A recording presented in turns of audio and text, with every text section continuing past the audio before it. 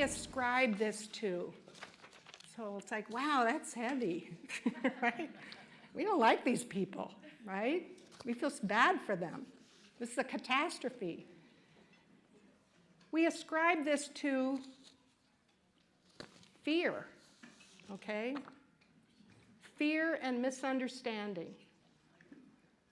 Because we're not afraid of what we don't know. I think this, I really believe this, but you guys can challenge me. I'm not sure that we're afraid of what we don't know. I think we're afraid of what we think we know. Does that make sense? So we have a lot of assumptions and preconceived notions about what it would be like to be disabled, right? It's almost like we intuitively know what that would be like. And that becomes our truth, right? It'd be awful. It would be horrible, right? And so because we think, we believe that's the truth, that's what scares us, right? That's the disability experience.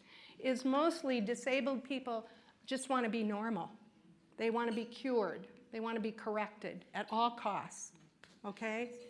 And they'll do whatever it takes to be normal because it's so awful, okay? I'm being a little dramatic here. So.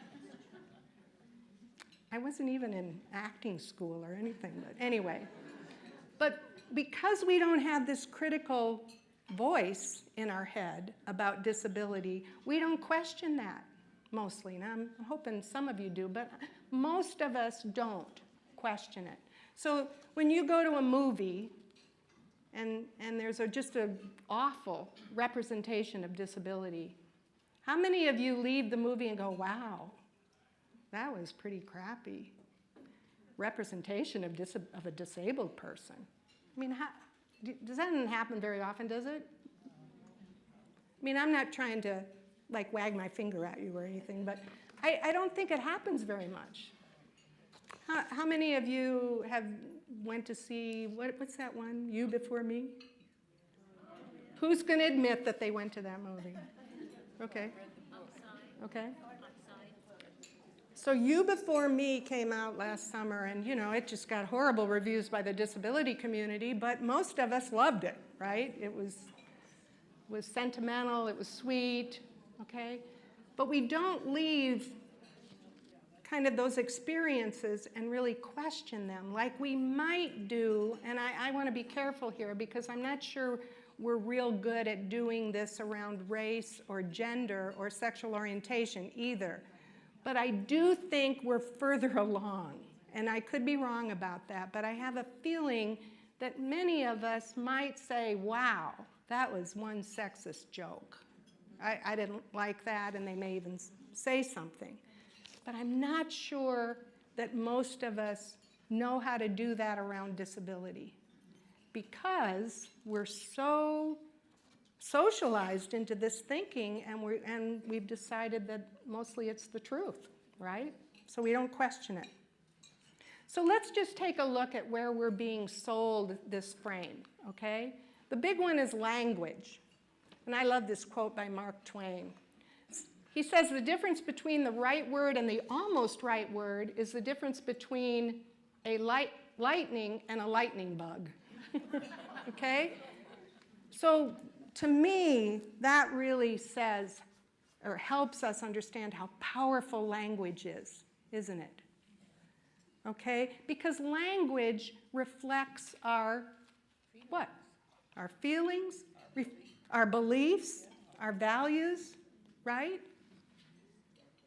And this is not about political correctness. It's not like I'm going to be the disability language police and tell you this is what you should use, really. But it's about saying what we mean, saying what we value, saying what we believe, right? Because what we call people is sometimes how we treat them, isn't it? So I'll give you a quick example of me. When I was younger, as I said, I was mostly into the brave and courageous and inspirational track. But I also loved sports. And so I learned to ski, and I lived in Colorado. And I skied with, I had these full-length fiberglass braces, and then I had, they're called outriggers. So they're like a crutch with a little ski on it, okay? It takes the place of a ski pole. So I was pretty good, too. I actually was the national four-track ski champion 2 years in a row. Right. So I loved to ski, and I skied a lot. But almost every time that I would go up on the mountain, somebody, and I'm not being dramatic, somebody, at least one person would come up to me and say, "What is it that you're doing? Oh my gosh. What is this? What do you call this?" Right? And you know, I'd get so frickin' aggravated because it was like I'm skiing, right? Now, I could say I'm four-track skiing. That would be, I would say that because it's a little different skiing. But they wouldn't ask me that. They would say, like, what is it that you're doing, right? And then, of course, can you imagine what that was followed by? It's like, oh my God, you're such an inspiration. And I never saw them doing that to any of the other skiers. So I was pretty sure it was me, right? But I'm just saying that value and belief about me and my condition comes across in how they communicated with me, right? Could have said, gee, I've never seen those kinds of ski poles. What are those called? I would have been fine, right? So language is powerful. And what happens around disability is we get a lot of crappy language, okay? And I hope I don't put anything up here that I'm pretty sure none of you in here would have ever said any of these words, okay? So, but we have a lot of euphemisms.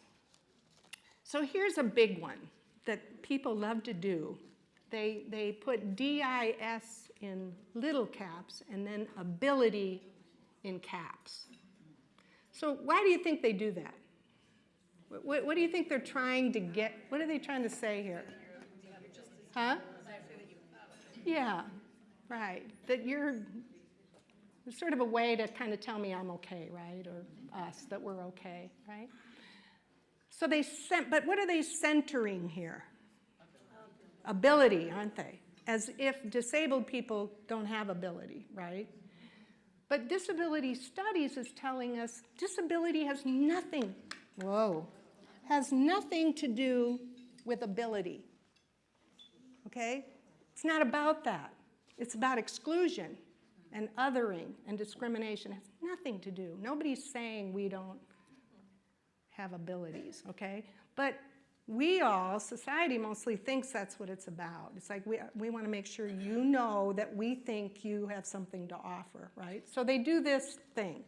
Now, because there's mostly women in the room, I know there's a few men, but how would you all feel if you saw WO in small letters and MEN in caps? What would be your reaction to that? Right? Might send you over the edge, right? So it really is similar, okay? It's what's getting centered. And we know that men have nothing to do with women, right? Teasing. Just teasing. The other one is special needs, okay? Now, I'll bet some of you use special needs. You suppose? Special needs is a great euphemism, mostly used by special education actually uses it a lot, okay? But again, the scholars, and when I say scholars, I mean disability studies, is saying that this is just another way to other people, okay? And why would my need for an accessible bathroom be any different than your need for a bathroom, right? Why is my need special, okay? We all have need for a bathroom, okay? But what happens is my needs become special needs, okay? And not just mine. This isn't just about me. But we do that for disabled people, that's a way to other them, is using this euphemism. Another one is differently abled, and that's kind of similar. It's back to, yes, you have abilities, they're different, but they're okay. And this is one called, that I get a lot, is I don't think of you as disabled. So what's the message there? I don't think of you as disabled. Huh?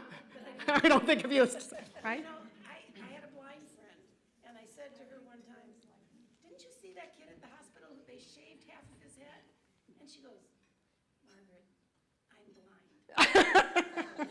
I took that as a compliment. Right. It's, Right. And some of that we do overlook, like somebody will say, hey, you want to go for a walk? I'm not going to get too riled up about that. They want you to wheel along with them. Right. I try not to go crazy about this stuff. But I don't think of you as disabled is a tough one, because it's like that's really kind of reinforcing that notion that disability is so bad, isn't it? And you're not that. Okay?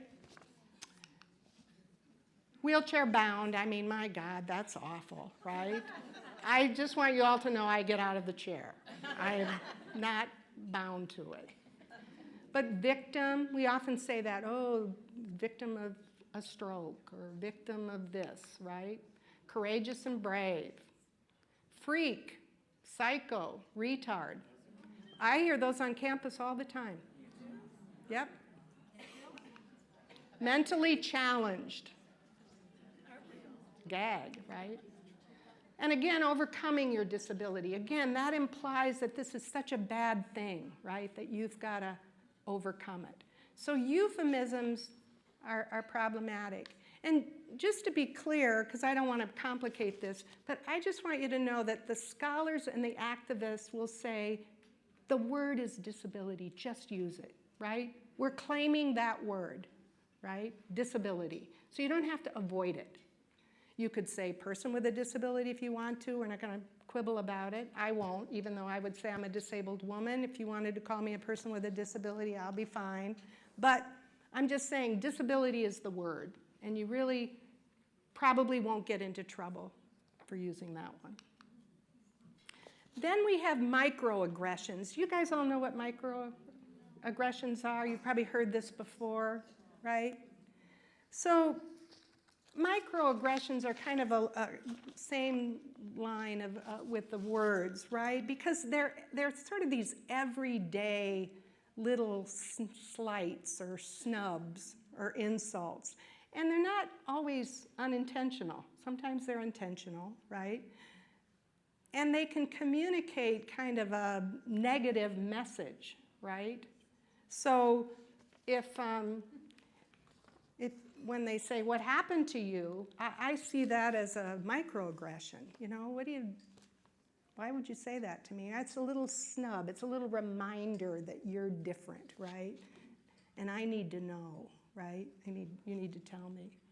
But here's some others. He always matches so nicely, right? I have a blind friend who gets that all the time. And he's like, I got a system here. It's not anything you need to get real worried about, but the other one is offers of help, okay? So it's overwhelming to disabled people the amount of offers of help they get in a day, right? And again, I know I can sound dramatic, but I can get easily 10, 12 offers of help in a day, okay? And I think I look pretty competent. So I kind of wonder, what is it that I'm doing that prompts people to want to say, let me help you, okay? But it's a lot. And oftentimes when I say, oh, no, thanks, they'll say, are you sure? And it's like, I'm 68 years old. I know what I need, right? The other one is like, people will say, oh, it's so distracting. The interpreter should stand in the back. Or turn the captioning off. It's so distracting, okay? Or you'll get, oh, I totally understand what's going on. I broke my leg and I was on crutches for 6 weeks. It's like, okay, yeah, right, you really get it. You're really oppressed, okay? Or he's kind of strange. I think he's somewhere on the spectrum, okay? What can you say then to people? Not that. Or you guys are such an inspiration, right? And oftentimes when I'm, especially if I'm with another wheelchair user, people say, hey, you want to race? You know? And it's like, just leave me alone, right? I'm just going for a walk here. Now the last one, this is my mother talking, because even as a little kid, I didn't react well to this. I don't know where I got that, but, and she would always say, oh, be nice. They were just trying to help, you know? But that to me is sort of another little insult. It's like, what do you mean, be nice, you know? I mean, I didn't usually, I don't think I was that mean, but I might not be real open to it.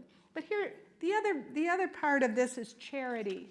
And I suspect that many of us are involved in kind of charitable causes, right? Because charity is a real, it's kind of a goodwill toward humanity, isn't it? Right? It's a generosity. It's a helpfulness. So it's perceived as a positive and a sweet human value, right? But disability studies says it's also a mechanism of social control and oppression, okay? So just imagine that for a minute, right? Because A, it's oftentimes, especially disability charities, are led and controlled by non-disabled people, okay? So it's sort of that helping the helpless kind of notion. I think sometimes we see charities as a way to avoid our social obligations about access. It's like, well, if I contribute to the charity, we don't really need to do anything else, right? We don't need to really remove these barriers. Instead, I'll support the Muscular Dystrophy Association, okay? So charity evokes those emotions of pity and fear and guilt. And we use it to raise money, don't we? Because that's what gets money, right? Is kind of play on people's heartstrings. So we use images and language that really build upon and promote these stereotypes that we're trying to get rid of, right? So if we want to remove the stereotype of us as dependent and tragic, how do you raise money in ways that doesn't reinforce that? Does that make sense? So we get a lot of stuff like this, like someone I love needs a cure, right? We don't have too many telethons anymore, but we used to have, remember telethons, right? Those were particularly hard because A, they were on TV and everybody was watching them. But, you know, and I don't need to read this, but it's a brochure about the Miracle League, and it's, you know, kind of, a word I use is schmaltzy, little schmaltzy. But a cure to be free again, right? Love, hope, cure. Run for kids who can't, okay? So we charities have, and I guess sort of in their defense, have a hard time figuring out how do we get support and raise money and at the same time honor this new way of thinking. And I think it's challenging, I do. But if we all started thinking differently, right, maybe we wouldn't need our heartstrings pulled on in order to support something. But here's movies, right? Here's another spot where this frame is really reinforced, right? All of the stereotypes. Just so you know, I think every Disney movie has a disabled character, and they're usually the villain, or not always, but I'm thinking of Dumbo. He really wasn't a villain, but you know what I mean. Typically, every movie has a disabled character. And every James Bond movie, the villain has a disability. So just think about that. So movies, we get represented as villains, as criminals, victims, sometimes inspirations, okay?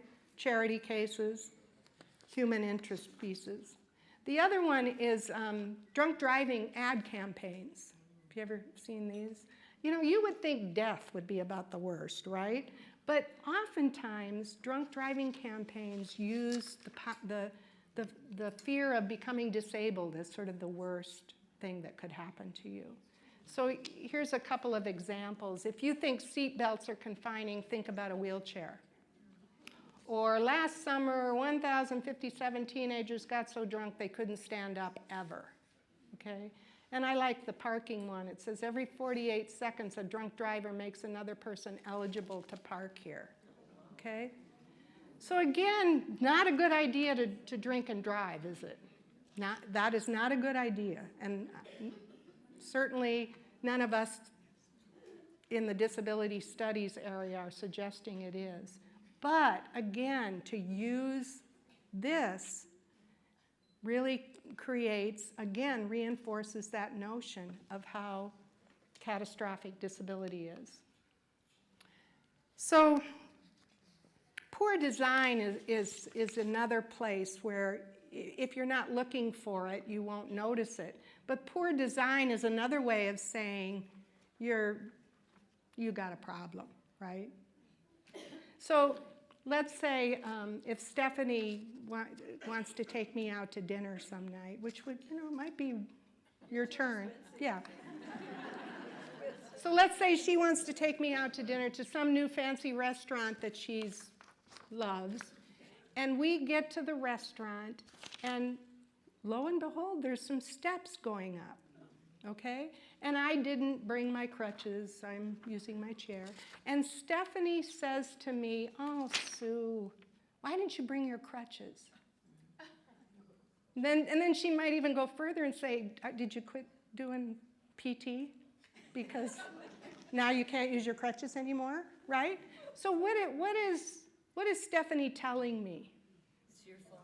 It's right? My fault, isn't it? It's my problem. You can't, I want to go eat and you can't get up here, and how come you didn't work harder, right? Don't they have to be accessible? No, I know, but this is just an example. Well, we have to be careful of that because not everything is accessible. My dad was 90 years old and went to the Golden Lamb Inn in Ohio, which is the oldest inn in Ohio. And he came in through the front door, or through the window, that they were able to pull out and put a ramp in, and he came in that way. And after he was amputated, he came in with his he had a prosthesis, and he walked in for his 90th birthday. And I was so thrilled that they were accessible. That they had done something. They had done something, and they said, "We are accessible." Right. I mean, I had no idea how I was going to get Right. him in there, but I've always thought about that and thought, the oldest inn in Ohio Can do it. can do it.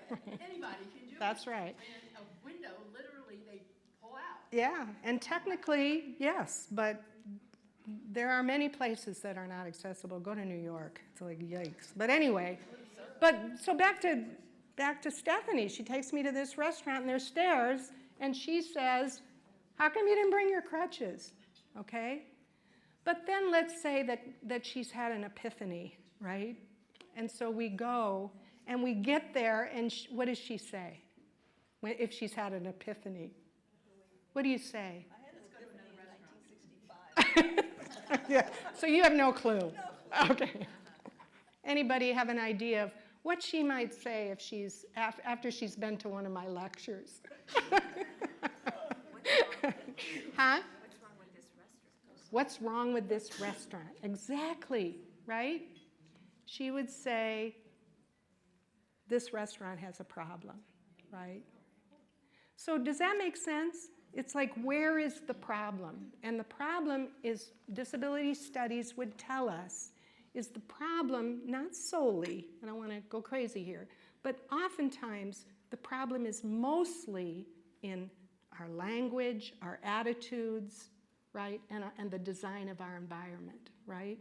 And if we put our effort there, much of this would disappear. Not solely, but okay. I mean, no matter how accessible every place is, I still am not going to walk, okay? So I don't want to discount that either, that there's still going to be these kind of personal stuff, okay? But disability studies is saying, let's solve where mostly the problem is, okay?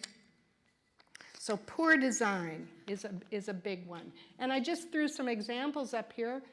You know, look at all the places you go where there's no captioning, right? Go to a movie, no captions or no audio description. Think of the high stakes exams, right? And they're timed, aren't they? So if somebody, let's say, processes information at a different rate, right? Then they go to a high stakes exam and have to complete something in 50 minutes, right? That's a design problem. That's not their problem, just because they process information at a different rate. But we make it their problem, right? It's like, whoa, you know, what you could do is you could go see an educational specialist and really take a lot of these practice tests until you work up to getting the time down. But that's what we do, right?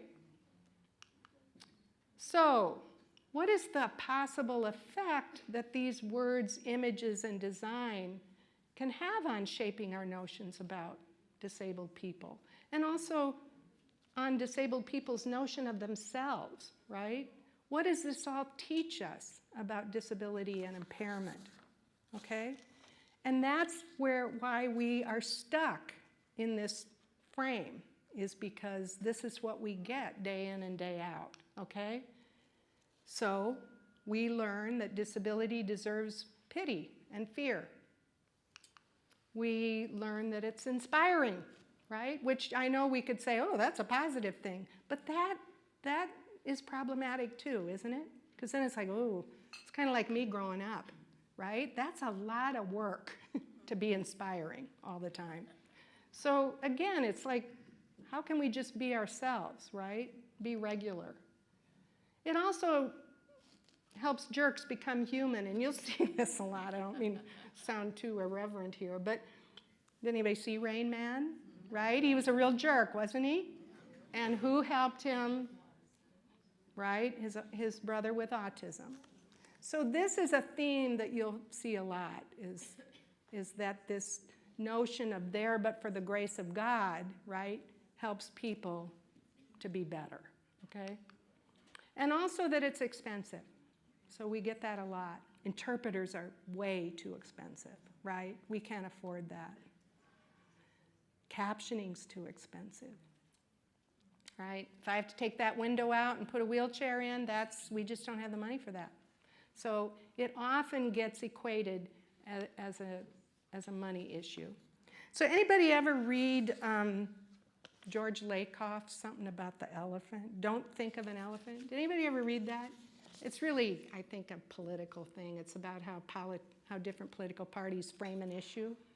But he says, know your values and frame the debate. And I really think that's what we're trying to do here, is what are our values and beliefs, you said that so well, related to disability and difference, and then how do we frame this, okay? So I'm just going to throw this up here because I don't want to spend a lot of time on it, but it's mostly about really saying human variation is natural, right? It's vital.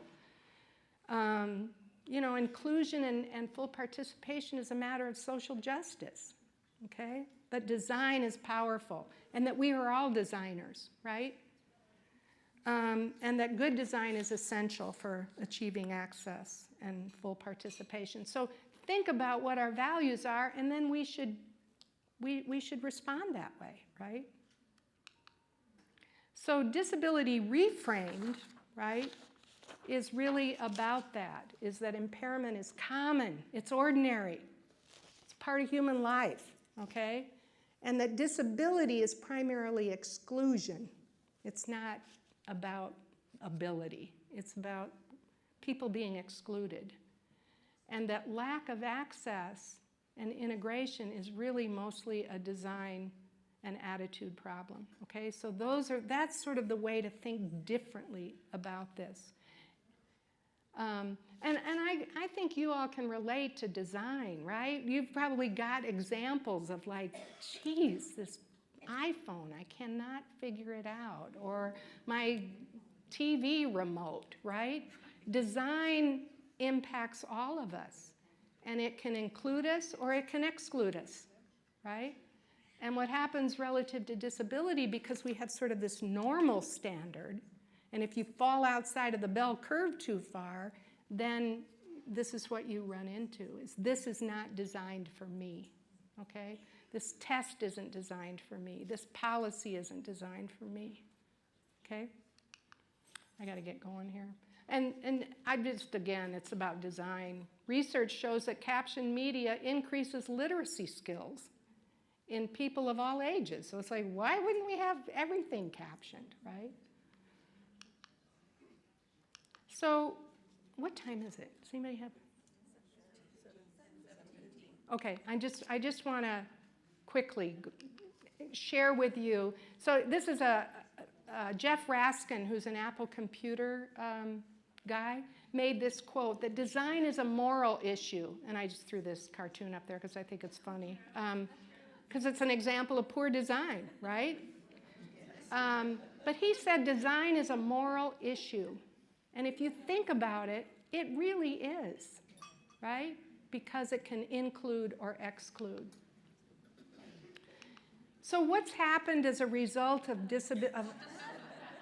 activism and scholars is that disabled voices are now saying, hey, we want to weigh in on this, right? So there's art and performance art and cartoons, okay? And I just want to share, here's a t-shirt, right? I'm just in it for the parking, right? Because we get that a lot. It's like, oh, do you really deserve this parking, right? But here's an interesting cartoon, and I know you're not going to laugh, but I want you to, well, you can laugh. I think it's hilarious. But, so, you know, you got two heads, right? One head has a patch, so he must have a vision impairment. But he goes, people like you are a real inspiration to me, right? That's funny. But what's the message here? What are they trying to tell? This is by a disabled cartoonist. What do you think his message is to us? Right? But he's also making a kind of a point about that whole inspiration stuff, isn't it? That we fall into. It's like, you're so amazing, right? I can't believe you got up this morning, right? So he's kind of poking at that concept of inspiration. Here's another one.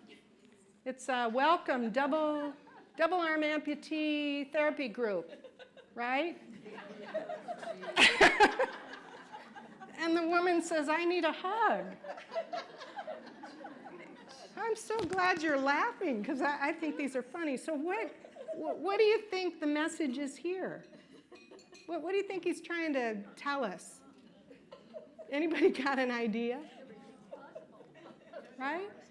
He's trying to show us where the problem is, right? Who's got the problem in this? Right? The woman with arms has got the problem. They're fine. So he's kind of turning that, isn't he? Because we always think the disabled person is the problem. But there's also art that disabled people are doing, right? Here's a woman with scoliosis, and here's a photograph of a nude woman with impairment. Dance, okay? There's a lot of dance and movement, okay? I love this. Johnny Crescendo, the Tragic but Brave band. Don't you love that? Again, it's really poking at us, isn't it? It's like tragic but brave. He's got a whole band over in the UK, and they do great music. And then there's poetry. Cheryl Marie Wade just recently passed away, but has really quite profound poetry about the disability experience. There's another artist, Ernie Pepion, buffalo hunter. He's a Native American guy. And of course, we all know Frida Kahlo, right? she did a lot of her artwork was around her experience with disability. So here's where I want to leave you, okay? So this is a cartoon. It's two old guys sitting on a porch, and they said, I think if I had to do it all over again, I'd sit on this chair frontwards, okay? So, I think that's what I'm really wanting to leave you with tonight is, can we think differently? Like, do we have to wait until we're too old to do anything about it, right? We can start now. We don't have to kind of stay on this path, okay? Because people with disabilities are reminded hourly, and I know this sounds dramatic, but hourly, that they are disabled, okay, by society. They get that either through the offers of help constantly, they get it through the language, through the media, through design. It's constant reminder that I am other, okay? And again, I hope I don't sound too whiny, but it isn't about you individually, but it's about society and how we respond to this. So if we want to change that, right? And if we really want to embrace difference, because I see it as bigger than just disability. It's like we have a lot of differences that cause us a lot of angst, right? We get all wrapped up in, gender identity, race, religion. We just are troubled by difference. And I'm just saying that if we really want to change that, right, we need to really start thinking differently and putting on a little critical thinking hat and question what it is we think we know, okay? And align our language and our behavior with those beliefs and values. Because if we value difference, then we should align our behavior with that, okay? See disabled people as multifaceted, right? And consume media and all this stuff with a critical lens. So that is, does anybody have any questions about that? Anything that I can muddy up for you or apologize for? If you have a question, please come up to the mic so everybody can hear. Oh, you were great. Thank you for putting up with me.